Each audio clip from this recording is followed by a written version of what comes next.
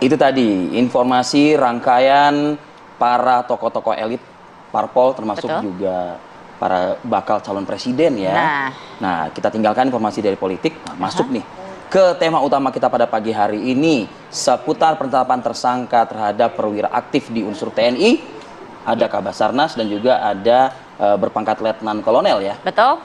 Dan ini menarik karena sebetulnya kan harusnya hukum ini berlaku adil, tidak tersangka saja. Gitu, ya, tidak berpandang bulu begitu kan ya. Apakah permintaan maaf ini diperlukan? Apakah bahkan juga hilaf status tersangka juga bagaimana itu? Nah, itu dia. Kita akan mendalami lebih lanjut, tetapi kita akan mendengarkan terlebih dahulu, melihat terlebih dahulu liputan mengenai terkait penetapan tersangka terhadap Kabasarnas oleh KPK. Berikut ini.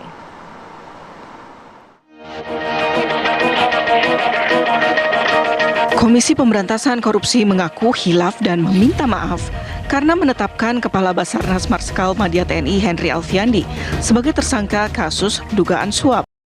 Permintaan maaf dilakukan di hadapan jajaran petinggi TNI yang mendatangi kantor lembaga anti rasuah tersebut tak lama setelah penetapan Kepala Basarnas sebagai tersangka kasus dugaan suap oleh Komisi Pemberantasan Korupsi KPK.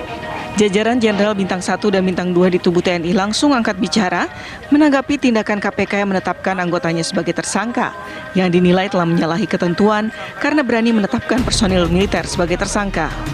Namun, Ketua KPK Firly Bahuri menegaskan, KPK telah bekerja secara profesional, akuntabel, dan melakukan tugas penindakan terhadap setiap pelaku tindak pidana korupsi tanpa pandang bulu. Firly juga berdalih, KPK menegakkan hukum dengan menggunakan Undang-Undang KPK.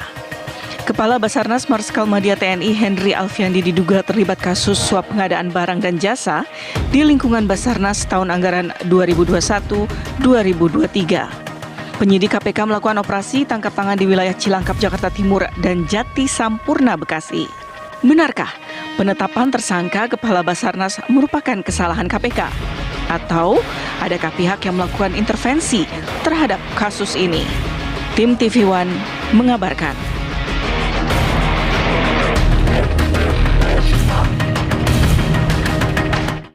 Perkara di Basarnas yang terjadi dan yang dilakukan tangkap tangan oleh tim dari KPK.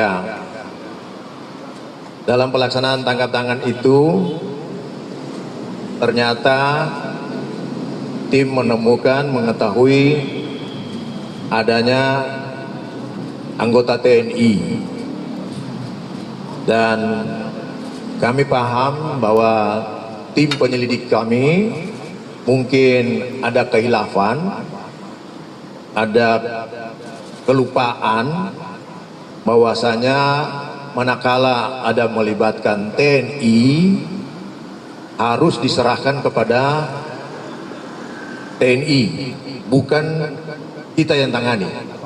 Oleh karena itu kami dalam rapat tadi sudah menyampaikan pada teman-teman TNI, kiranya dapat disampaikan kepada Panglima TNI dan jajaran TNI atas kekhilafan ini kami mohon dapat dimaafkan.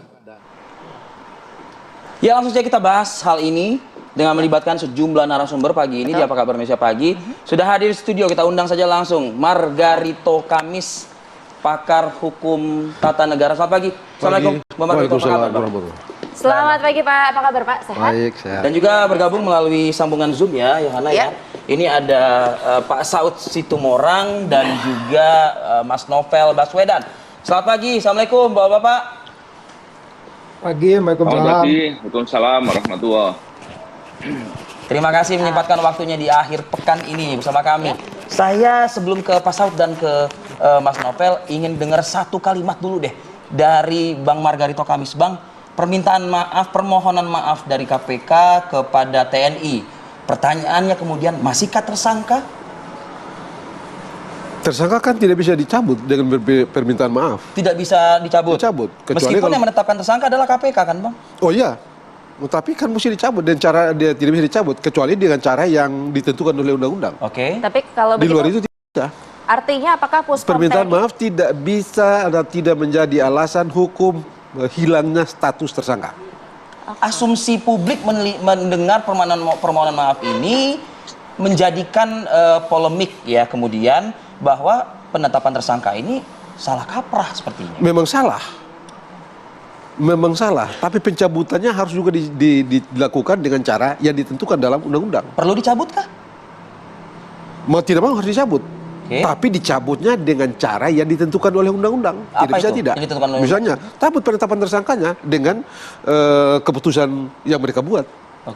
Tidak bisa, karena itu kan diputuskan. Ditetapkan dalam logikanya itu mereka naikkan ke penyidikan. Jadi pasti mereka menerbitkan SPDP. Dan karena itu SPDP-nya mesti dicabut. Hanya itu cara untuk mencabut status tersangka dari beliau yang disangkakan. Perwira aktif TNI ini, gitu ya. Karena suka atau tidak, senang atau tidak, itu yang harus dilakukan oleh mereka. Tapi menurut saya permintaan maaf dari mereka, dari teman-teman di KPK patut dan bagus. Hanya harus diikuti secara hukum dengan tindakan lain, yaitu menerbitkan SPDP, SP3 lah, penghentian penyidikan dulu. Dengan begitu mereka cabut tersangkanya. Bahwa setelah itu diproses lagi dengan cara yang benar, baru ditetapkan tersangka. Itu soal KPK nanti akan kehilangan muka dalam hal ini? Tidak ada masalah. Tidak ada masalah. Bagus menurut saya, mereka akui ada kekeliruan lalu mereka minta maaf, begitu ya. Bagi saya itu bagus. Baik. Kita akan coba tanyakan juga kepada Bapak Saud Sitomorang, Wakil Ketua KPK pada periode 2015 hingga 2019. Pak Saud, berarti ini artinya setelah nanti, tadi kan sempat disampaikan juga. Ada usulan tuh. Nah, pencabutan ya. Nah, lalu kira-kira prosedur atau mekanisme yang selanjutnya akan dilakukan seperti apa nih? Apakah KPK akan 100% lepas tangan atau seperti apa biasanya nih, Pak? Kita harus pahami dulu dari awal karakter dari OTT ya, karakteristik dari operasi tangkap tangan itu kan, itu sebenarnya operasi tangkap tangan itu diawali oleh suatu peristiwa pidana yang sudah terjadi dan dilaporkan oleh masyarakat ke KPK. Jadi kita harus clear di situ ya. Nah kemudian setelah ada 8.000 surat per tahun masuk, didalemin lah mana yang prioritas. Setelah surat itu masuk, didalemin, by name, by address, by jabatan, itu jelas siapa yang harus didalemin. Ketika itu didalemin, kemudian jadilah masuk ke proses penyelidikan, kemudian ada tapping, ada surveillance, ada stakeout, ada ngikutin orang, dan seterusnya. Ketemu lagi kejadiannya. Itulah yang namanya OTT. Jadi peristiwanya itu sudah terjadi. Peristiwa pidananya kemarin itu, ada uang, ada foto, ada apa gitu. Itu udah materialnya itu seperti itu. Nah kemudian soal formilnya, kemudian ada undang-undang TNI, ada undang-undang KPK, lex spesialis. Walaupun itu nanti kita perlu debat satu sesi tentang lex spesialis ini.